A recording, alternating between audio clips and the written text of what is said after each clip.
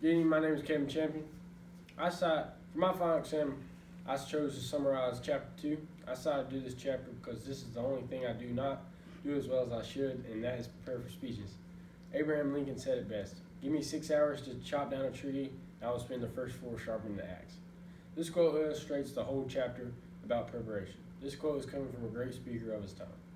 Also, other great speakers showed how important it was to prepare. For example, Martin Luther King Jr., a great public speaker, was known to sometimes spend as many as 15 hours preparing for a typical Sunday sermon.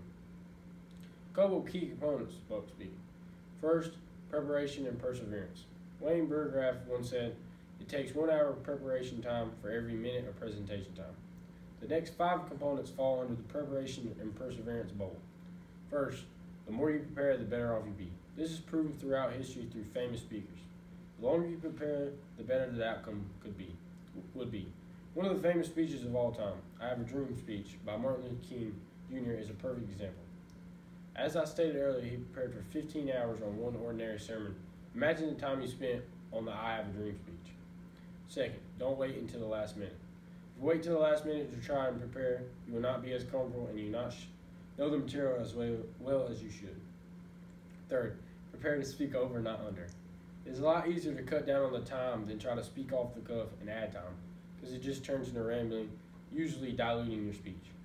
Fourth, you should practice 4 to 5 times before the actual speech is given. The old saying, "Practice makes perfect," is applied to public speaking here, because the more you practice the speech, the better off you will be. Fifth, then make yourself a brief outline. The outline is there to keep you on track. 3x5 note cards are the most popular if you like to use them. Some speakers use colored pens to write on the note cards. One color can indicate main points, while the other can list details or subpoints. Here are 5 classical canons of rhetoric, which are invention, arrangement, style, memory, and delivery. Invention is the process of gathering ideas for a speech. Arrangement is organization. Style is the language choice that best expresses the speaker's idea to an audience. Memory refers to the command that you have when presenting. You do not want to memorize your entire speech. Finally, delivery is how you communicate verbally and non-verbally. A helpful tip on improving your own skills as a presenter: you can observe others. Watch a prominent speaker on television or check out a videotape from your library. Make notes on how the speaker uses nonverbal behaviors like eye contact, gestures, and facial expressions to help improve yours. Here are some of the things you need to do to be prepared for a speech. Top 3 things: conduct an audience analysis, topic selection, and ask yourself what needs to be included in your speech. Conducting an audience analysis. Make your content meaningful to your audience. Find ways to relate your life experiences to those of your listeners. As a presenter, ask yourself, what can my classmates learn from my stories? By understanding your audience, you can select a topic that appeals to them. Here are a few questions you can ask yourself. These are some example questions from a speech about school. Are there popular activities and traditions on campus? Are there any unpopular experiences? Are my classmates interested in politics? Do they share any common viewpoints? What are my classmates' cultural backgrounds? Those are some of the basic, but every audience is different, so you have to figure them out and ask different questions. The second thing, topic selection. Choose something that you care about. Be different, stand out when you're choosing your topic. To come up with a topic idea, you can brainstorm.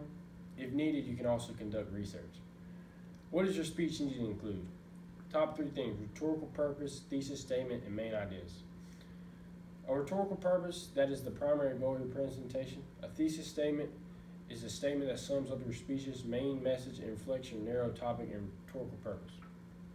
The main points are the major ideas that you emphasize in your speech. This is to help your audience understand, remember the information, and it also helps to keep them focused.